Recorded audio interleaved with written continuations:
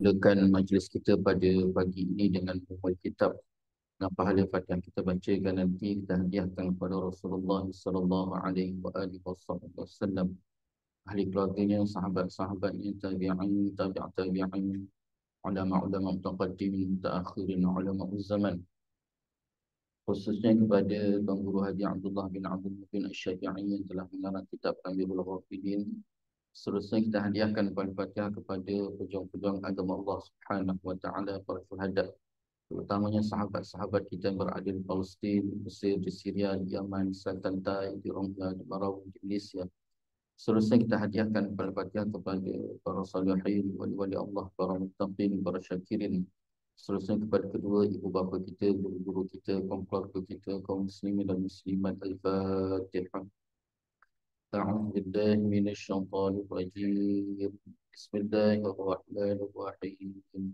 الحمد لله رب العالمين، الرحمن الرحيم، مالك يوم الدين، إياك نعبد وإياك نستعين، اهدنا الصراط المستقيم، صراط الذين أنعمت عليهم غير المغضوب عليهم ولا الضالين. InsyaAllah untuk menambah baik lagi majlis kita pada pagi ini, marilah sama-sama kita berselawat ke atas Nabi sallallahu alaihi wasallam. Semoga dengan kita berselawat ke atas Nabi sallallahu alaihi wasallam, Allah Subhanahu wa taala menambah lagi keberkatan, keredaan, rahmat, dan lebih-lebih lagi kita mengharapkan Allah Subhanahu wa taala mengampuni segala dosa kita insya-Allah.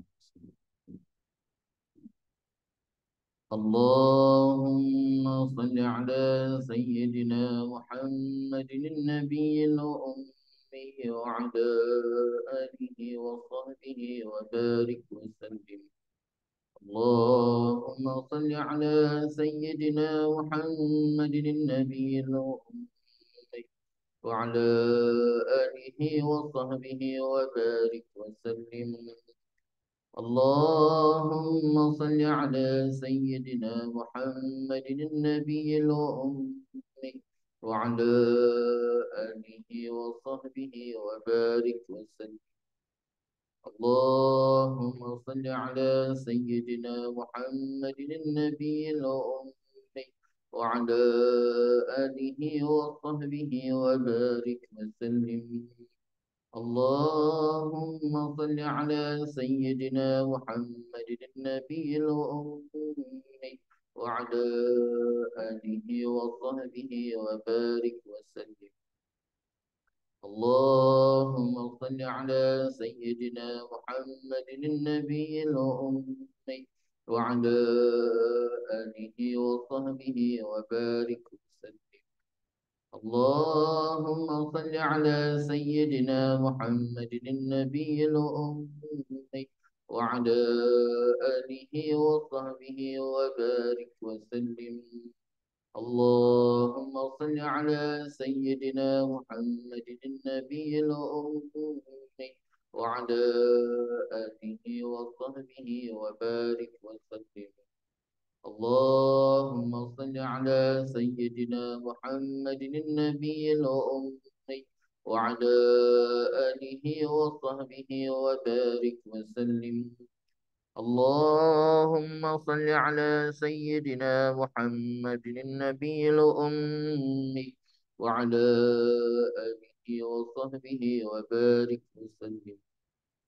اللهم صل على سيدنا محمد النبي الأمي وعلى آله وصحبه وبارك وسلم.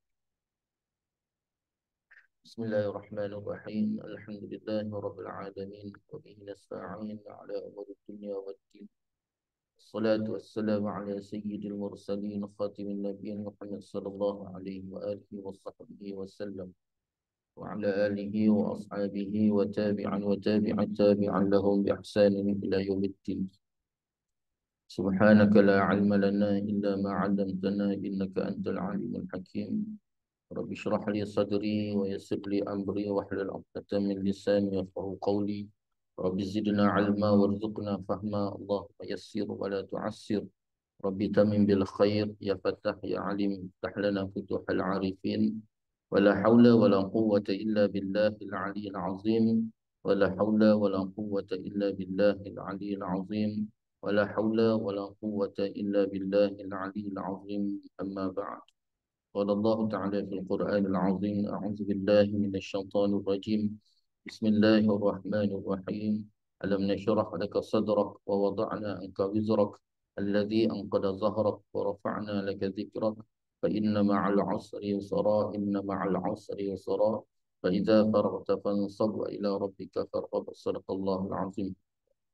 Alhamdulillah, pertama-tamanya marilah sama-sama kita merafakkan rasa syukur kita kehadrat Allah Subhanahu wa taala. Dengan keizinan Allah Subhanahu wa taala dapat sama-sama kita bertemu dan kita bersua lagi pada pagi ini, dan sama-sama kita mengharapkan semoga pertemuan kita pada pagi ini Allah Subhanahu wa taala penuhkan dengan keberkatan, keredaan, rahmat, dan lebih-lebih lagi kita mengharapkan Allah Subhanahu wa taala mengampuni segala dosa kita insya-Allah. Dan insya-Allah kita akan sambung lagi pembacaan kitab Tamyi'ul Ghafilin, peringatan kepada orang lain yang lalai, yang telah dikarang oleh Tuan Guru Haji Abdullah bin Abdul Mubin Asy-Syafi'i. Masih lagi perbincangan kita pada bab yang ketiga, iaitu balasan orang yang minum arak, ke surat 14. Ke surat 14. Perenggan yang ketiga. Betul. 4. Diriwayatkan daripada Salman radhiyallahu anhu pula, ia berkata, betul. Ke surat 14. Qala al-musannifu rahimahullahu ta'ala wa nafa'ana wa iyyakum ajma'in.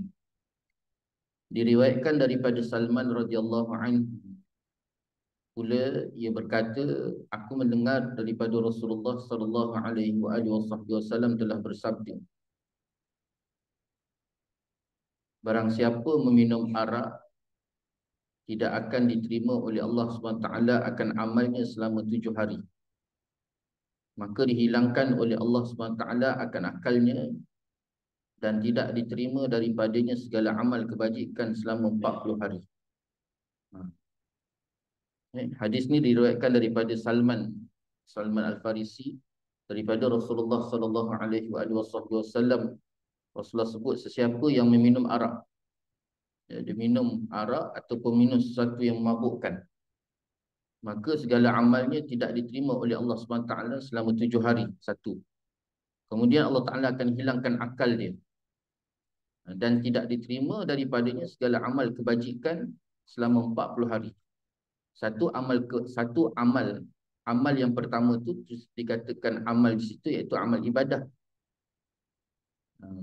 Amal ibadahnya tadi tidak diterima. Maksud amal tidak diterima tu, wajib tak solat? Wajib. Tetap wajib. Kewajipan, tuntutan untuk pelaksanaan tu wajib. Kalau dia tak buat, dia tinggalkan, maka tetap berdosa atas dasar meninggalkan. Tapi penerimaan Allah tu ditolak. Jangan dirasa bila dah Allah Ta'ala tolak, baik tak payah buat. Bila dia tak buat, dosa yang lain pula. Ditolak pertama atas dasar sebab dia minum arak, tu satu. Tetapi kalau dia tidak melaksanakan, dosa meninggalkan itu satu yang lain. Maka kewajipan untuk melaksanakan tuntutan tadi ataupun kefarduan itu tetap ada, sekalipun ditolak. Kemudian Allah Ta'ala akan berikan dia juga akal, dihilangkan akalnya. Apa maksud hilang akal? Kewarasan dia sebagai seorang yang berakal ataupun seorang yang beriman. Itu sebabnya orang yang minum arak ni, pertamanya sama ada dihilang akal secara fizikal. So, secara fizikal ni, dia tak boleh nak memikirkan sesuatu yang normal. Benda tu salah ke benar? Salah ke benar? Betul ke salah? Itu secara fizikal. Maknanya dia hilang akal dia tadi. Yang kedua masuk akal di sini, iaitu dengan makna maknawi. Kita ni kan berjalan dengan dua keadaan. Pertama fizikal ataupun jasmani, yang kedua rohani. Jasmani kita satu, kemudian rohani. Rohani ni yang memberikan penilaian ataupun timbangan akal tersebut, supaya akal tadi boleh memberikan satu keputusan yang benar-benar baik mengikut kacamata iman kepada Allah Subhanahu Wa Taala. Itu penting, kedua-dua keadaan tadi bergerak dengan baik. Kadang-kadang kita lihat orang tu dia normal, akalnya waras, tetapi dia tetap tak boleh nak menerima kebaikan ataupun kebenaran. Maknanya akal secara kerohanian dia tadi tidak normal. Walaupun nampak lahiriah dia normal, dia baik, dia tak ada masalah.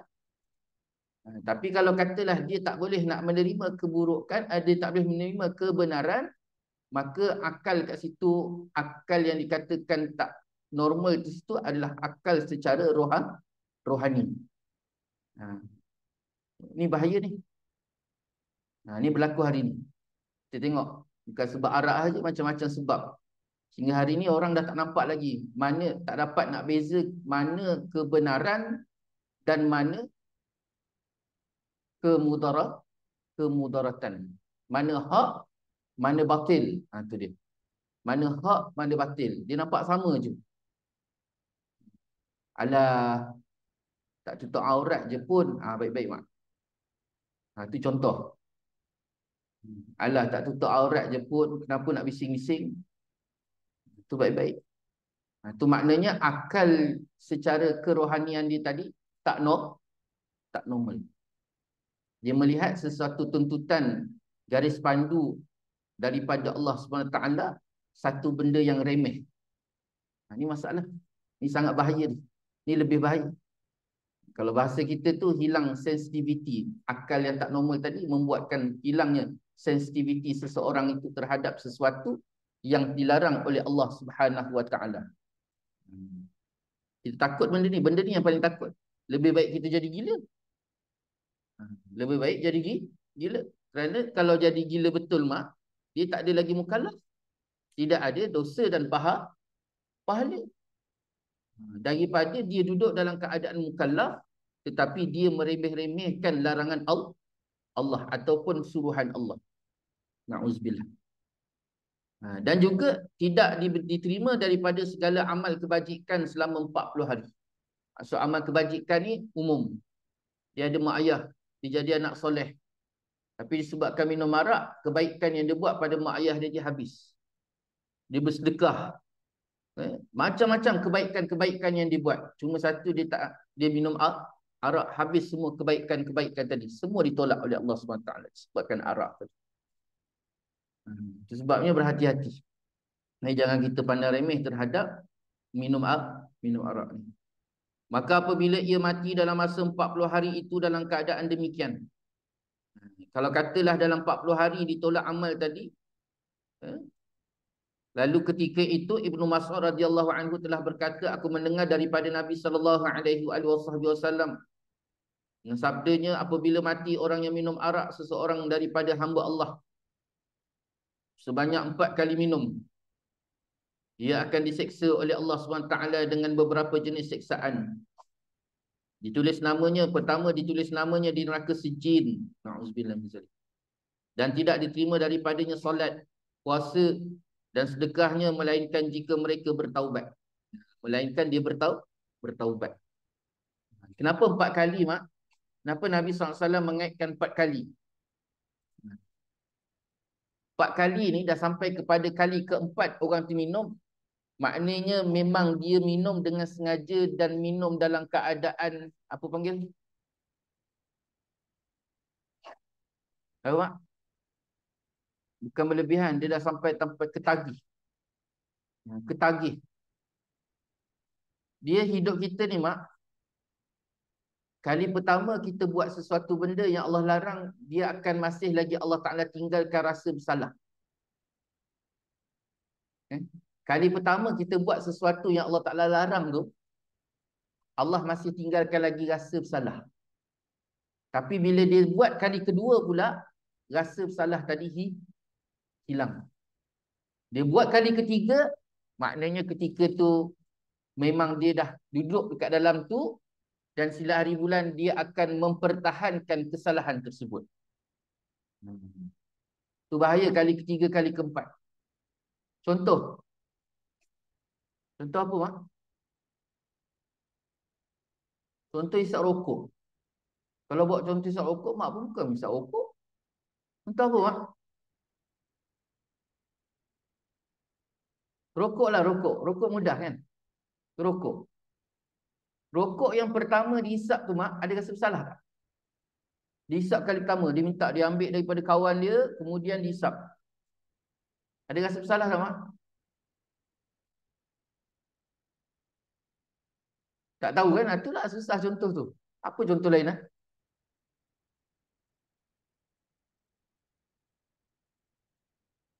Contoh, isteri keluar rumah tanpa izin suami. Semua angguk dah tu. Kali pertama, mak, masa baru kahwin dulu, kali pertama dia keluar rumah tu, ya, kali pertama dia buat silap tu, satu kesalahan tak? Dia keluar rumah dalam keadaan tak minta izin. Rasa bersalah tak? Rasa.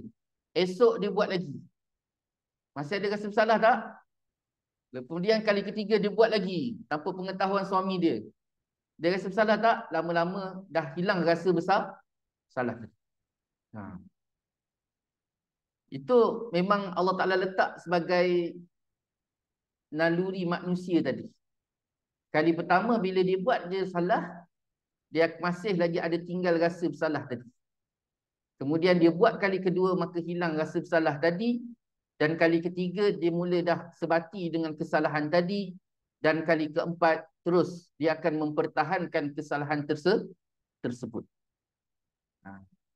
Itu sebabnya dalam kitab tasawuf ulama berikan gambaran sebesar mana pun kesalahan. Satu, sekecil mana pun kesalahan, sekecil-kecil mana pun kesilapan, dan sebesar mana pun kesilapan yang kita buat, kesalahan yang kita buat, jangan sesekali kita meninggalkan ataupun membuang sehabis-habisnya rasa bersalah.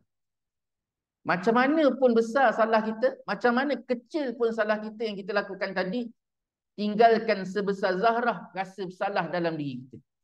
Maknanya rasa bersalah tu tetap ada. Ya Allah, ampunkan dosaku, ya Allah. Ya Allah, tolonglah, ya Allah. Jangan kita mempertahankan kesalahan kita tadi.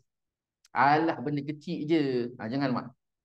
Sebab apa, mak? Sekecil-kecil zarah kita masih lagi ada rasa bersalah atas segala kesilapan dan kesalahan kita tadi tu, kita harap-harap sebesar zarah itu masih lagi menjadi sebab untuk datangnya rahmat Allah SWT ke atas kita. Kita tak tahu, mungkin disebabkan sebesar zarah yang ada rasa bersalah tu, di situ masih lagi tak putus rahmat Allah. Rahmat Allah.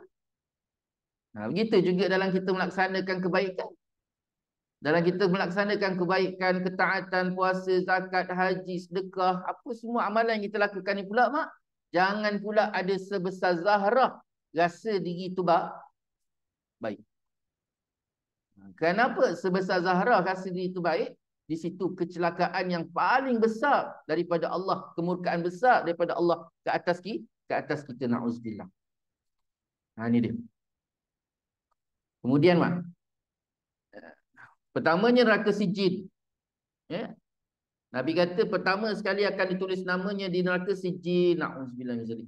Dan yang kedua, diterima daripada mereka. Itu sebabnya kita ni, mak, salah satu, kita tak tahu mana amalan kita yang kita buat, yang mana ketika tu, mak, Allah Ta'ala dah tulis nama kita di neraka. Mengumpat, mengadu domba. Mengadu domba dia panggil apa? Ribah, fitnah. Ni pula bulan puasa ni timbul pula persoalan apa hukumnya orang yang Allahumma salli ala Muhammad. Orang yang memfitnah apa memarah-marah orang ni. Bukan marah, apa panggil? Oi, celaka macam tu. Apa tak? Menyumpah-nyumpah orang ni, mak, dalam Ramadan ni batal tak puasa. Kan? Sekarang ni medsos ni dia adalah alat yang tak ada sempadan, bercakap tanpa sempadan. Jadi kalau tak betul-betul kita ada adab, akhlak, ada iman, mak, maka habis. Ya, yang menulis satu, yang membaca pun satu. Jadi berhati-hati, ada baik dan besar keburukannya. Ada kebaikan dan jauh besar keburukannya. Jadi berhati-hati. Jadi kita tak tahu mana satu yang kita buat perbuatan kita dan mungkin-mungkin mak nama kita ditulis di neraka. Na'udzubillah.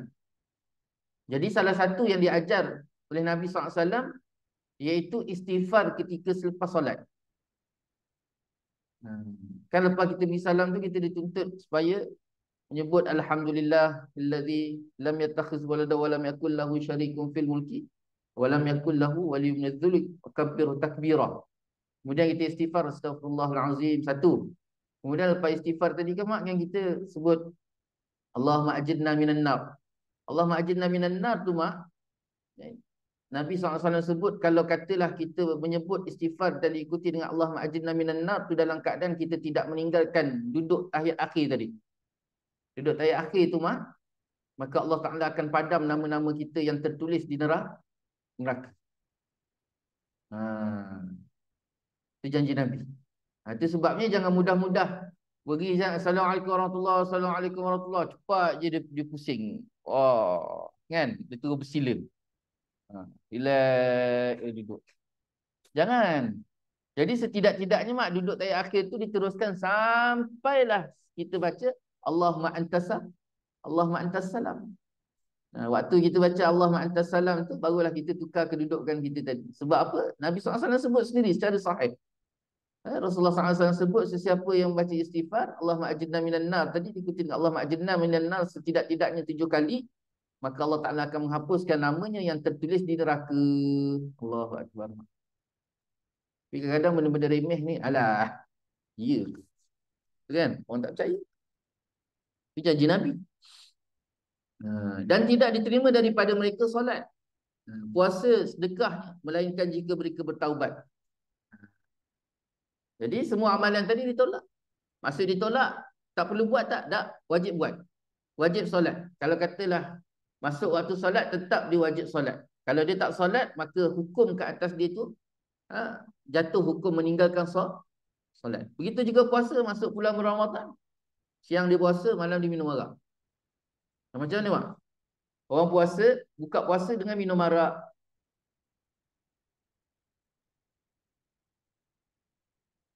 Macam mana? Mak akan tanya dengan ustaz-ustaz yang ajar fiqah. Saya tak tahu. Macam mana Ustaz? Mak tanya mak ni soalan saya bagi ni. Apa hukumnya orang puasa kemudian dia buka puasa dengan minum arak?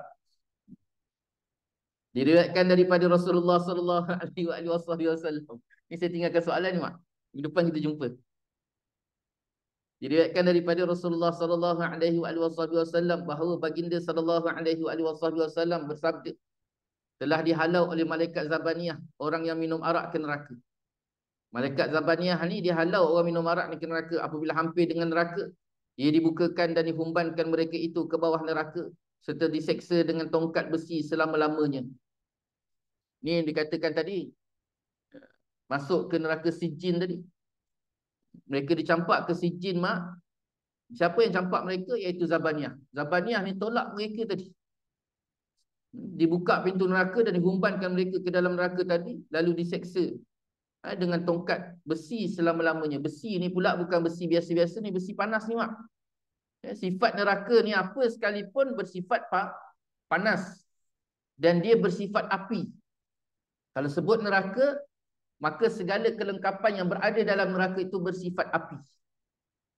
Dan bila kata diketuk saja mak, maka sudah pasti ketukan itu sehinggakan terbenam seseorang tadi sampai berpuluh-puluh hasta dalamnya. Bukannya ketuk-ketuk biasa. Sakit tak? Sakit mak. Kerana Allah Ta'ala akan datangkan semula tubuh ni, tubuh yang kita guna sekarang ni akan dibangkitkan besok ke akhirat tubuh yang sama. Jadi sekarang ni balik mak, cuba abah ambil tongkat tu, suruh dia ketuk kita. Dan tongkat mak tu pula hari ni, tongkat tu tongkat cantik. Aluminium. Mahal. Kalau ketuk tu ketuk sayang. Ini ketuk marah mak. Ketuk marah, ketuk azab. Ya, bukan ketuk-ketuk biasa. Kemudian tongkat tersebut, tongkat besi tersebut, besi yang sangat panas, yang Allah Ta'ala leburkan kat dalam api neraka. Gambaran tentang siksaan ini turut dinyatakan dalam Al-Quran sebagaimana firman Allah SWT surah An-Nisa ayat ke-56. Setiap kali hancur binasa kulit-kulit mereka, kami gantikan dengan yang lain pula supaya mereka merasai kepedihan azab. Ni Allah Ta'ala gambarkan bagaimana mereka dalam neraka ni, mak, bukan orang minum arak. Sesiapa sahaja yang dicampak oleh Allah SWT ke dalam neraka, bila tika mana azab, maka kulit-kulit mereka tu akan menggelupur, akan tersiat. Maka Allah Ta'ala ganti, Allah Ta'ala tumbuhkan kepada kulit-kulit baru. Daripada sinilah menggambarkan, mak, bahawa yang sakit kita ni sebenarnya kulit. Kulit ni dia ada lapisan apa panggil? Lapisan yang kita rasa sakit, pedih, sentuhan-sentuhan tadi, dekat tu kita rasa. Jadi kulit ni kalau tak ada, mak, dia dah tak ada rasa sakit dah. Kulit ni kalau dah tak ada dah, dia tak ada rasa perasaan sakit tu tidak ada lagi.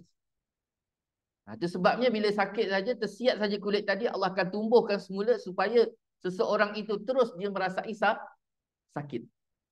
Terus dia merasai sakit. Kalau nak tu, cuba rasalah. Siat kulit tu simpan dulu, lepas tu cuba ketuk-ketuk. Jadi yang sakit tu sebenarnya kulit tadi. Jadi kulit tu kalau dicabut, maka tidak ada lagi rasa sakit. Lalu Allah Ta'ala tumbuh supaya dia terus merasai sakit. Allah Ta'ala terus tumbuhkan kulit yang baru supaya dia terus merasai sakit tersebut. Selain itu, ia juga merasa amat dahaga, lalu meminta kepada malaikat Zabaniyah akan air. Maka malaikat Zabaniyah membawa kepadanya minuman tembaga cair, dan apabila ia minum, berguguranlah gigi-giginya. Apabila sampai minuman itu ke dalam perutnya, terus ia keluar melalui duburnya. Seterusnya ia kembali semula seperti mulanya. Begitulah siksaan orang yang minum arak ketika berlindung kepada Allah daripada na'udzubillah min zalik. Maksud na'udzubillah min zalik. Jadi orang minum arak ni juga digambarkan, mak, besok dekat dalam neraka dalam keadaan haus. Allah datangkan sifat haus. Lalu bila mereka datang jumpa malaikat Zabaniyah, mak, dia kata mintalah air, haus. Dia kata aku haus, dia kata. Lalu malaikat Zabaniyah pun datang, mak, dia bawa tembaga cair. Tembaga cair tu. Tembaga tu kalau cair, mak, berapi tak? Kan? Tembaga tu, dia cair tu mesti berapi. Kan tembaga tu. Dan air tembaga cair itulah yang penuh api tu, mak, diminum. Orang Indonesia kata apa? Rontok. Sampai berguguran segala gigi-giginya tadi tu, mak, kerana terlalu panasnya tembaga tersebut. Kemudian tak cukup daripada itu, cuba bayangkan, mak, tembaga cair tu akan berjalan di rongga-rongganya tadi sampai ke perut, sampai terus ke dubur. Na'udzubillah min zalik. Dan itulah seterusnya berulang-ulang, mak. Lelaki tadi akan minum, orang yang minum arak tadi, dia akan minum air tersebut. Na'udzubillah. Seksaan yang sangat-sangat pedih, sangat sakit oleh Allah SWT ke atas mereka. Itu sebabnya cara menanganinya apa, mak? Iaitu dengan bertaubat. Minta ampun dengan Allah. Mungkin kita ada benda yang kita terlepas waktu muda-muda dulu. Jadi kesempatan yang Allah Ta'ala berikan ini, kita gunakan untuk bertaubat. Sebabnya ada seorang lelaki datang menemui Imam Ghazali rahimahullah ta'ala. Dia tanya pada Imam Ghazali, wahai Imam Ghazali, kenapa Allah Ta'ala tak matikan aku? Kenapa Allah SWT tak matikan aku? Lalu Imam Ghazali kata, Allah tak matikan kita ni sebab Allah masih lagi beri kesempatan untuk kita minta ampun dengan Allah. Bagi kesempatan untuk kita bertaubat pada Allah. Satu. Kemudian ada seorang ahli sufi, mak, dia menyatakan bahawa hidup kita ni tak ada lain kecuali bertaubat pada Allah. Hidup kita ini taubat pada Allah. Hidup kita ini minta ampun dengan Allah. Tak ada manusia yang tak terlepas daripada salah dan silap. Sekalipun dia rasa diri dia baik, dia rasa diri dia baik tu pun silap tak, mak? Silap. Dia rasa diri baik itu pun silap dah. Sebabnya hidup dan taubat dua perkara yang tak boleh dipisahkan. Hidup untuk bertaubat pada Allah. Hidup untuk minta ampun dengan Allah. Rasulullah sallallahu alaihi wasallam bersabda, artinya barang siapa yang ada di dalam hatinya 100 ayat Al-Quran padahal dia minum arak. Barang siapa yang ada di dalam hatinya 100 ayat Quran. Maknanya dia hafal Quran. Dia hafal surah Fatihah, dia hafal surah An-Nas, Al-Falaq, Al-Ikhlas, Tabat Yada sampai Wadduha. 100 ayat, mak. 100 ayat ya. Jadi dalam 100 ayat tu dia dalam keadaan dia tu pun seorang peminum arak. Tiap-tiap huruf daripadanya datang kepadanya pada hari kiamat menyumpahnya di hadapan Tuhan sekalian alam, sedangkan barang siapa yang disumpah oleh Al-Quran ia akan binasa. Quran ni Allah Ta'ala datangkan sebagai rahmat. Itu sifat dia, mak. Al-Quran ni Allah Ta'ala datangkan sebagai rahmat. Tapi walaupun dia datang sebagai rahmat, disebabkan seseorang itu seorang ingkar, orang maksiat, maka datangnya Quran itu sebagai mudarat. Besok ke akhirat dia akan datang sebagai pemberi, sepatutnya datang sebagai pemberi syafaat, tapi disebabkan maksiat kita, maka dia datang sebagai apa lagi? Ni lagi. Apa nak sebut? Makin dia tindas kita lagi. Sepatutnya dia datang sebagai pemberi syafaat. Sebabnya kita kat atas dunia ni, mak, kena banyak baca Quran dan jadikan Quran itu sebagai sahabat, berkawan dengan Quran. Banyak baca Quran, jangan kita rasakan semata-mata ibadah. Kita nak menjiwai supaya kita ni rasa seronok baca Quran, iaitu tanamkan dalam kepala kita, dalam benak kita, mak, bahawa Quran itu adalah sahabat kita, supaya tak boleh nak tinggal. Kejap-kejap ingat. Mak dengan abah, mak, yang boleh hidup sampai 20 tahun, 30 tahun, sampailah abah meninggal tu, mak. Kenapa? Kerana mak rasakan abah itu sahabat. Dan abah rasa mak tu sahabat. Kalau mak letakkan abah tu sebagai seorang suami semata-mata, maka mak tak boleh hidup dalam 30 tahun. Kalau letakkan itu sebagai seorang suami, dia akan jadi beban. Rasa beban. Penat, mak. Penat tak? Penat. Macam tu juga solat.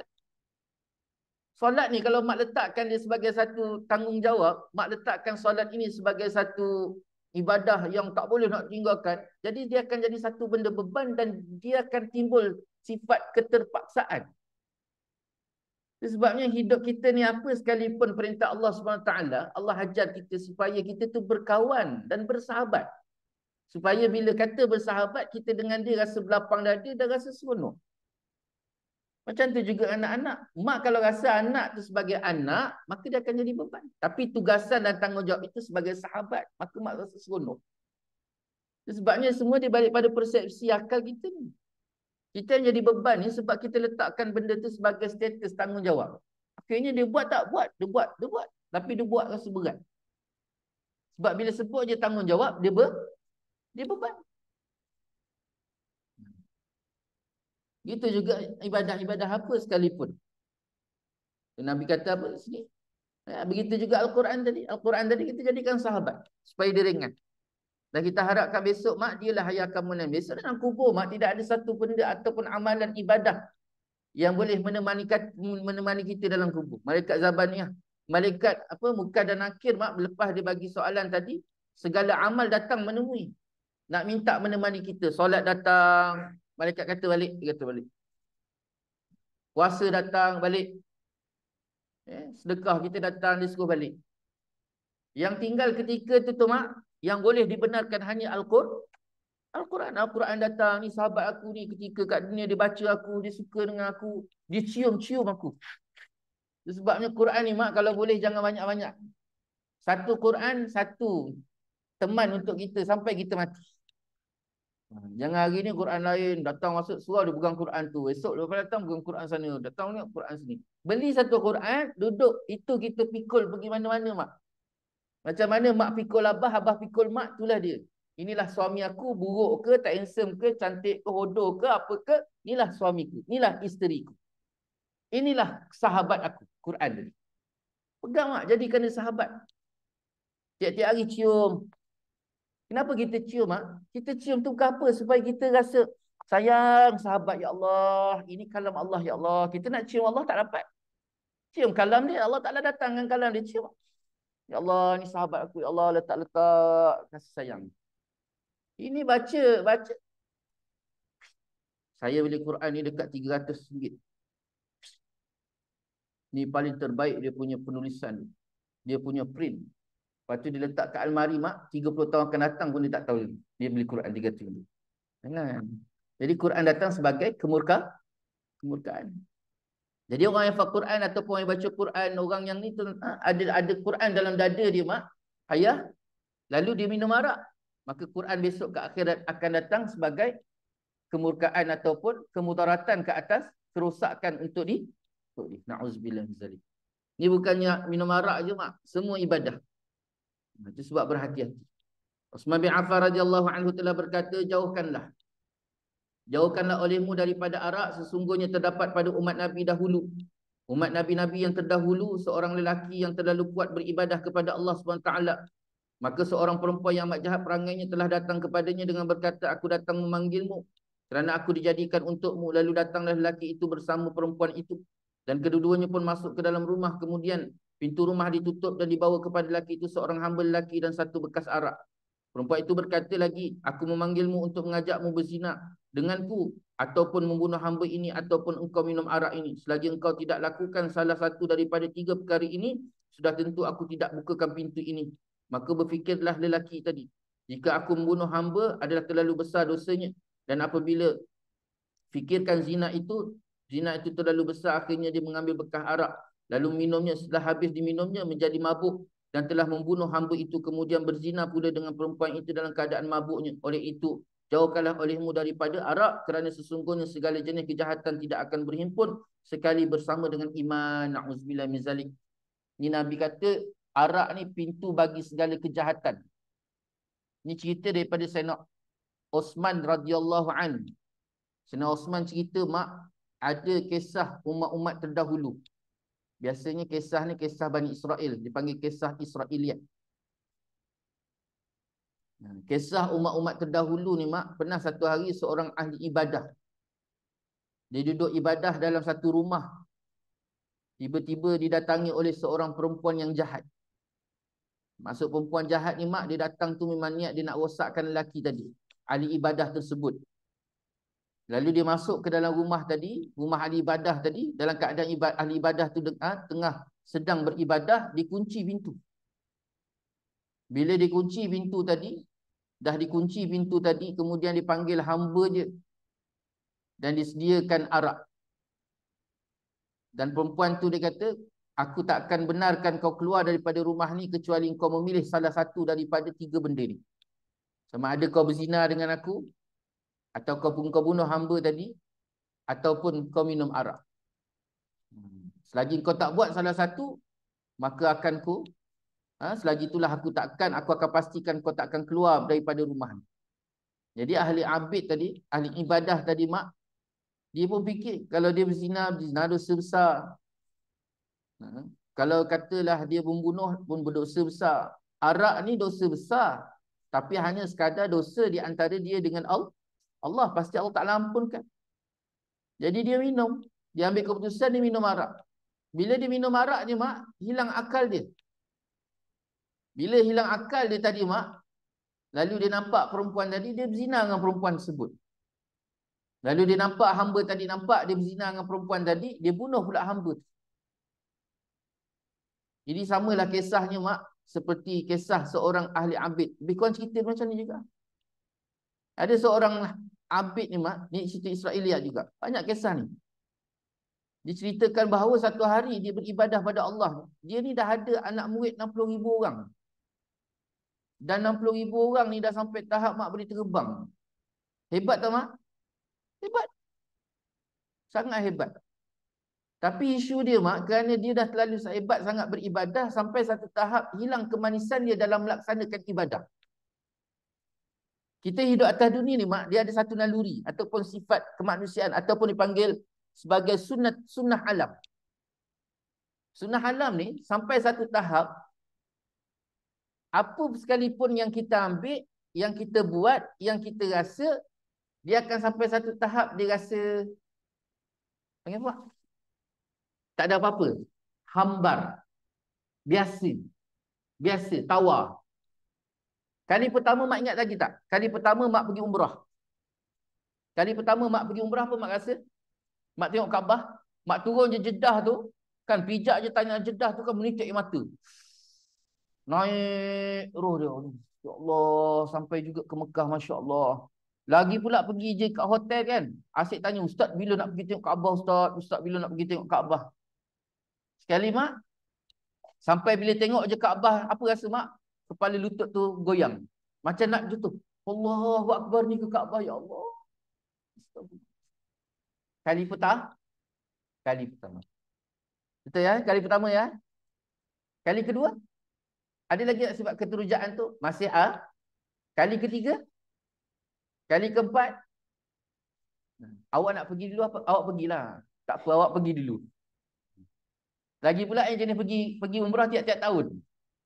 Kan? Sampai satu tahap dia dah tak rasa apa-apa dah. Dia tidak ada rasa keterujaan. Begitu juga orang yang melakukan ibadah. Mak jarang-jarang bangun malam tahajud. Sekali mak dapat bangun malam tu rasa dapat melaksanakan bangun malam tu apa rasa mak? Teruja. Ya Allah, terima kasih ya Allah.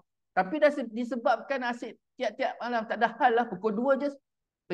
Bangun mata. Jam tak bunyi, mata dia dah tukar. Mandi, dah jadi rutin. Akhirnya sampai satu tahap dia akan rasa manis tu. Sebab apa? Manisnya sesuatu tu bila dia dapat sesuatu benda dalam keadaan keterujaan. Itu manis. Sebabnya mak jangan sesekali kita rasa ya Allah kan susahnya nak dapat sesuatu benda. Kenapalah susah sangat? Susah tu mak nak dapatkan sesuatu benda tu sangat pun di situlah akan rasanya keterujaan dan rasa ya kita rasa bila gitulah tadi si Abid tadi mak.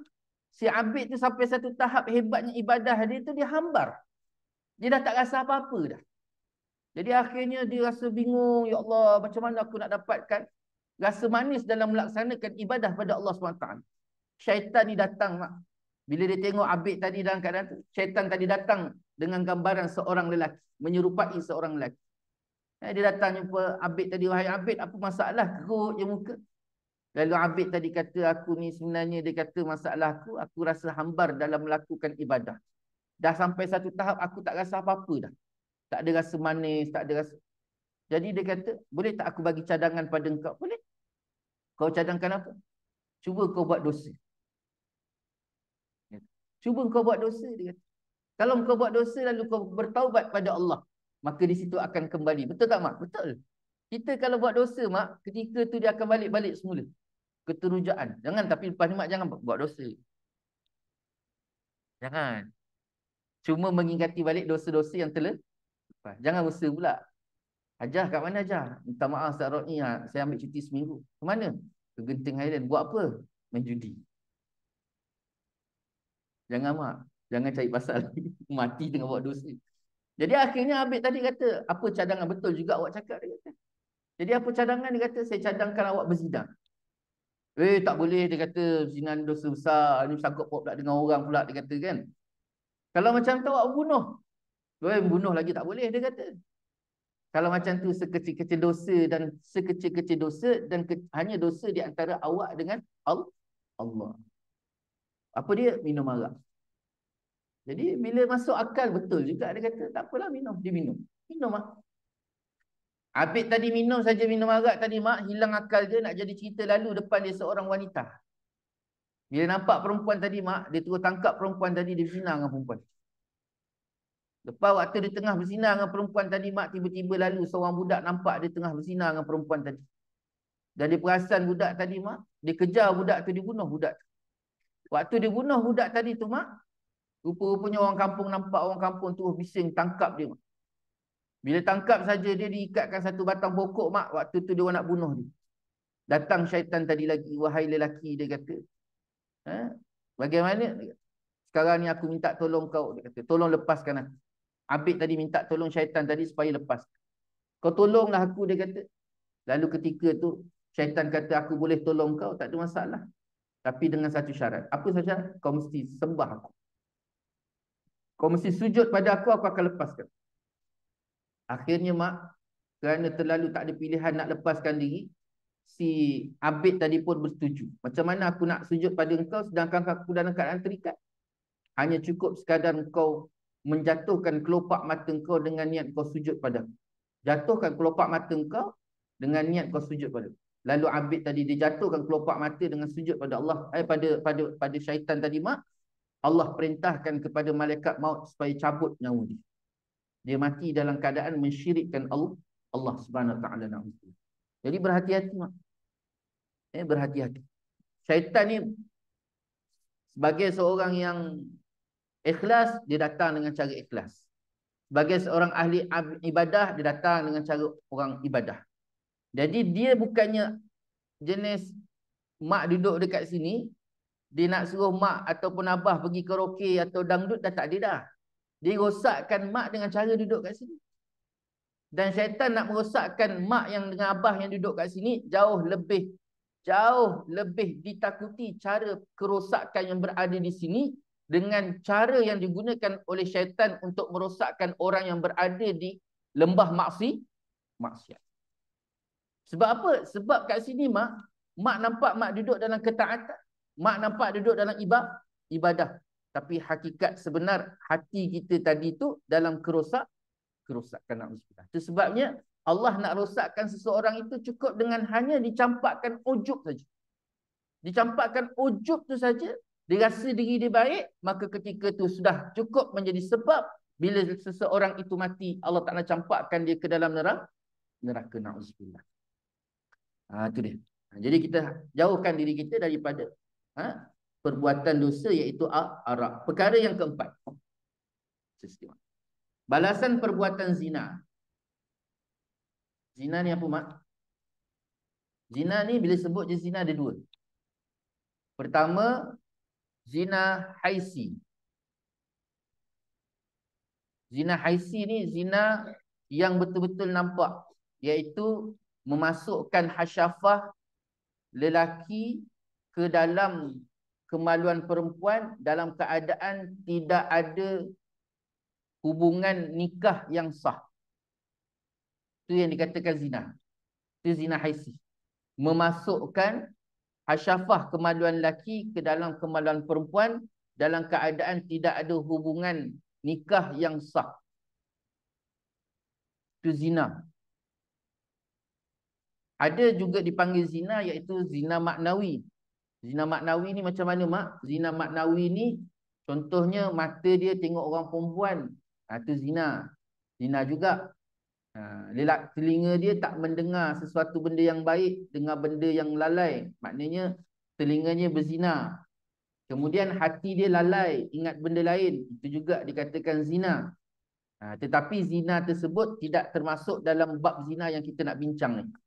Yang dimaksudkan zina di sini ialah zina yang memasukkan kemaluan lelaki ke dalam kemaluan perempuan dalam keadaan dia tidak ada nikah yang sah. Maksud nikah sah ni banyak ni mak. Nikah sah ni banyak. Pertamanya memang tak ada nikah. Lelaki dengan perempuan yang tidak ada hubungan nikah. Satu. Yang kedua, mahram pun termasuk juga.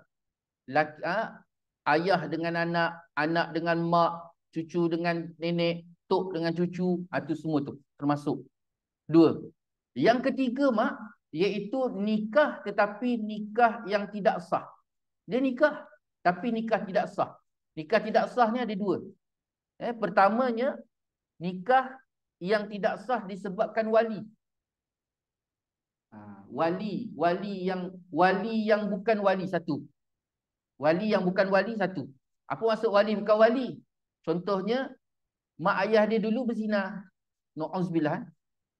Mak ayah dia berzina, lepas tu kahwin. Ni jenis-jenis kahwin yang nak tutup zina tadi. Itu sebabnya bab zina ni mak kalau kita bincang jauh. Sangat luas. Dan mak kena peka sebab ni kena anak cucu kita ni. Mak perempuan dengan lelaki ni berzina. Perempuan ni mengandung. Dapat tahu mak ayah dia. Kan selalu orang Melayu kita dia akan buat apa mak? Kahwin. Padahal mak bukannya mesti kahwin. Tak. selesaikan isu zina tu dulu. Bukannya mesti ambil keputusan kahwin. Lalu dia kahwin. Bila kahwin, mak, anak yang lahir tadi dibentikan siapa? Bentikan kepada bapa tadi. Sedangkan anak tu anak zina, walaupun punca daripada lelaki tersebut. Tapi disebabkan hasil zina, dia tak boleh dibentikan kepada lelaki tersebut. Okey, dah dibentikan. Lahirlah. Kalau lelaki tak ada masalah. Kerana kena lahir perempuan. Lepas tu waktu dia kahwin, bapa tadi nikahkan dia. Sah tak nikah dia? Sah tak? Tak sah. Bila tak sah, anak perempuan tadi dengan suami dia berzina tak? Bukan suami dengan lelaki yang dia kahwin tadi zina tak? Zina lah, mak. Masalah tak? Salah. Sangat masalah. Itu sebabnya bila katalah terlepas saja, mak tengok saya datangkan satu contoh. Ini di zaman Nabi SAW. Nabi ajar kita, mak. Kita ni terlalu lari sangat daripada sunnah Nabi. Satu hari seorang perempuan, mak, dia datang jumpa Nabi SAW. Dia datang jumpa Nabi, ya Rasulullah, aku dah berzina, ya Rasulullah. Mak dengar betul-betul. Ini panduan untuk kita, mak. Tengok macam mana Nabi menangani masalah ni. Sebab masalah ni masalah besar dalam masyarakat sekarang ni. Masalah ni masalah besar. Perempuan tu datang jumpa Nabi, ya Rasulullah, aku dah berzina, ya Rasulullah. Rasulullah kata balik. Rasulullah balik. Esok dia datang lagi, ya Rasulullah, aku dah berzina, ya Rasulullah. Rasulullah kata balik. Kemudian dia datang lagi hari ketiga, mak. Dia kata, ya Rasulullah, tolonglah ya Rasulullah, aku dah berzina, ambil hukuman atas aku, ya Rasul. Apa soalan Rasulullah? Mak tengok, mak, Rasulullah tanya apa, mak? Kamu mengandung tak? Ada Rasulullah tanya, siapa lelaki yang kau berzina? Tak ada. Pertama sekali Rasulullah tanya, kau mengandung tak? Ya, aku hamil dia. Kalau gitu, kau balik, sampailah kau bersalin. Kau datang balik. Balik, selesaikan. Bukan datang balik. Rasulullah kata apa? Balik, selesaikanlah sehingga bersalin. Perempuan tu pergi. 9 bulan lepas tu, perempuan tu datang lagi. Rasulullah, aku dah bersalin, ya Rasulullah. Ambil hukuman atas aku. Tolonglah ambil hukuman. Rasulullah tanya apa lagi, mak? Anak tadi menyusu ke tak? Perempuan tu kata menyusu. Balik susukan sampai putus susu. Menyusulah perempuan tu. Nanti mak kejap. Kau hamil tak? Kan? Ni ada satu cerita kat situ. Engkau hamil tak? Ya, aku hamil.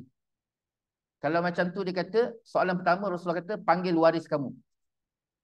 Ni saya lupa. Panggil waris kamu. Maka waris dia pun datang. Panggil waris dia. Apa Rasulullah perintah? Wahai lelaki, jagalah anak kamu ini sebagaimana kamu menjaga wanita-wanita hamil yang lain. Jagalah wanita ini sebagaimana kamu menjaga wanita-wanita hamil yang lain. Masyarakat kita buat apa, mak? Dia pijaknya. Lepas tu dia tutup, dia kunci pintu bilik.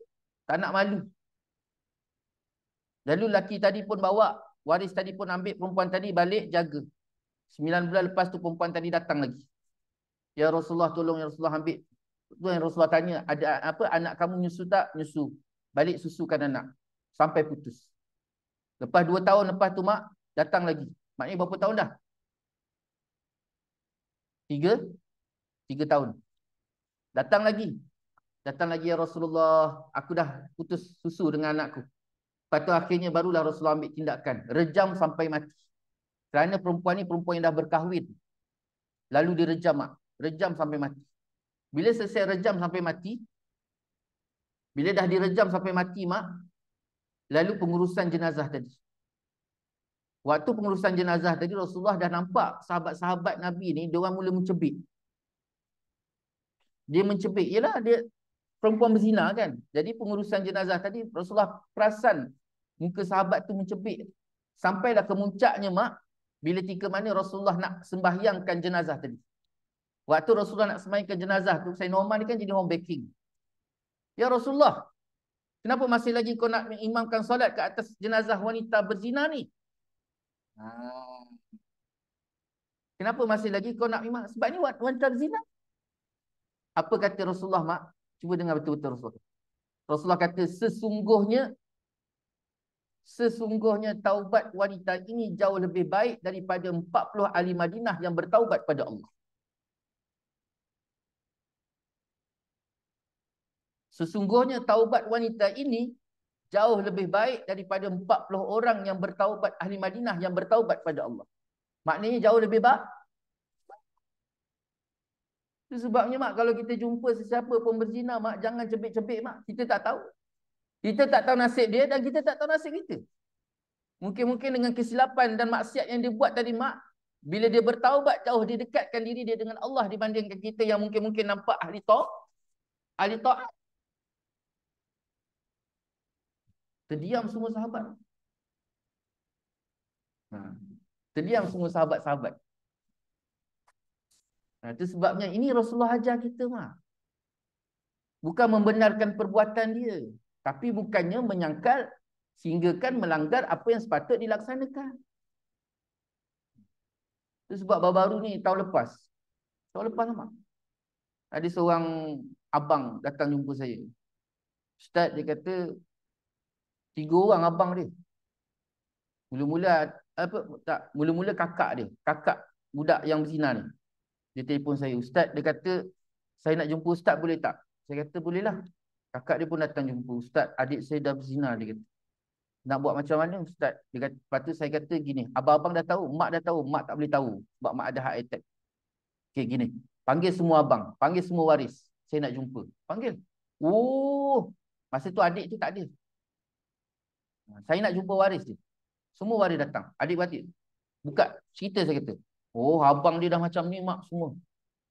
Kalau adik dia ada, saya rasa mula pijaknya adik dia. Saya cerita tentang benda tu tadi. Akhirnya Alhamdulillah mak. Lepas tu mula-mula diorang ambil keputusan, mana budak lelaki? Itu soalan pertama. Mana budak? Siapa yang berzina? Tapi sampai ke sudah tak tanya pun lelaki yang berzina tu. Sampai ke sudah mak. Sampai perempuan tadi kena rejam, Rasulullah tak tanya pun siapa lelaki yang kamu zina. Sebab hukum Islam ni mak, dia bukannya menghukum tetapi mendidik dan membina keimanan. Ini Allah Ta'ala nak. Ini yang Rasulullah nak. Orang yang macam ni. Orang yang balik pada Allah dengan penuh keimanan dan rasa besar. Abang dia bangun mak tanya mana siapa lelaki. Saya kata fahamlah cerita tadi. Bukan kerja kita nak menghukum dia. Macamlah kita tak ada salah. Kita ni dah baik sangat ke? Yang kita rasa baik tu silap kita masuk neraka, orang zina masuk juga. Satu. Lepas tu abang dia pula, mana, kat mana? Saya sabar. Sekarang ni tanggungjawab kita macam mana Nabi ajar. Balik jaga dia. Akhirnya dia orang bawa, Alhamdulillah dengan izin Allah, abang dia lembut. Abang ni jenis kaki beken 3 orang. Nak pukul orang je. Jadi akhirnya bawa adik dia. Buat alasan adik dia pergi kursus 6 bulan. Pergi kursus 6 bulan. Rupanya pergi hantar. Bagi tahu mak dia pergi kursus. Dia bawa pergi hantar ke, kan kita kan ada rumah-rumah ni kan. Jadi kat sana sampai selesai. Bawa balik baby tadi macam mana pula? Baby tu dah lepas bersalin, dia kena hantar tu. Jadi diorang ambil anak angkat. Macam-macam lah dia pusing cerita. Sampai hari ni Alhamdulillah. Dah nak kahwin dah budak perempuan tu. Lepas tu dia tanya pula. Ustaz, dia kata macam mana pula dengan adik ni? Adakah nak cerita kepada bakal suami? Ni mak ni pun satu hal juga. Saya cakap terang bah. Dalam rumah tangga, kita kena belajar satu benda yang Nabi ajar. Ada benda kita boleh berkongsi dengan pasangan kita. Ada benda tak boleh berkongsi mak. Bukan kata, oh rumah tangga mesti penuh dengan ketulusan. Tak. Boleh. Apatah lagi benda-benda sejarah-sejarah hitam yang telah lalu tu jangan dibuka-buka mak. Terus berjalan. Kita berjalan dengan apa yang ada pada hari ini. Cerita hari ini. Jangan, saya dulu pernah ada anak ni. Jangan dicerita, jangan dibuka.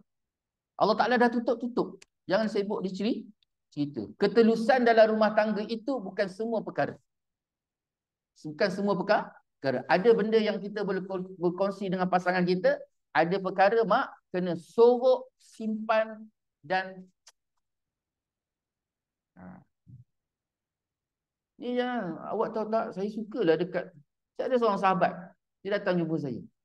Dia serius asyik mengamuk aja. Sampai ke handset dia kena block lah apa semua. Macam-macam Facebook dia kena block pun. Mana tak? Dia pergi kuliah. Dia tukar dekat orang perempuan tu. Balik dia cerita dengan bini dia. Dia kata daripada kau cerita, baik kau beli parah, kau suruh bini kau sembelih kau. Apalah. Perasaan tak boleh nak disorok. Tak boleh nak dibuat-buat. Dia datang dengan perasaan. Perasaan tu jenis naluri.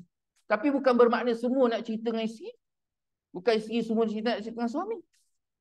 Begitu juga kelebihan, kelemahan. Ada benda mak. Nanti kita cerita lain. Wallahu'alam. Itu dia. Itu yang dikatakan zina, iaitu memasukkan hasyafah ataupun kemaluan lelaki dalam kemaluan perempuan dalam keadaan nikah yang tidak sah. Nikah tak sah ni banyak benda, banyak sangat. Kita nak bincang tu. Wallahu taala alam. Itu balasan yang akan bincang dalam bab yang keempat. Itu tadi kisah tu mak, peringatan kita bersama mak. Supaya jangan kita mudah-mudah mengambil keputusan tadi. Bila nak tak nak nikah, mesti nikah dia kata. Jadi bila nikah aja tadi, pertama sekali mak, bila nikahkan confirm rumah tangga tak akan lama. Sebab apa? Dia nikah tu dalam keadaan rasa bersalah di antara, salah menyalahkan di antara satu sama lain. Salah menyalahkan.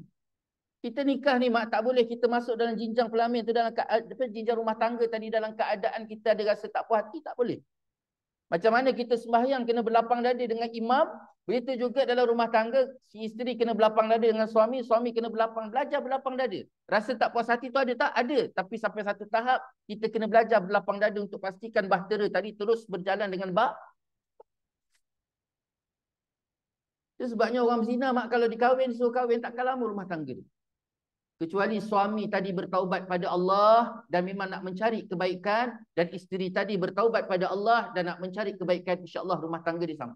Tapi kalau atas dasar tekanan mak ayah suruh berkahwin, tengok tak lama. Itu sebabnya penting balik-balik. Dia nak kahwin, tu pulang, tu cerita lain sebenarnya. Yang dah berzina tu yang kita nak kena adab. Yang kahwin tadi bab lain. Kalau dia dah tak nak kahwin, dah sudah. Dia buat buku, kita buka buku lain. Buka cerita lain.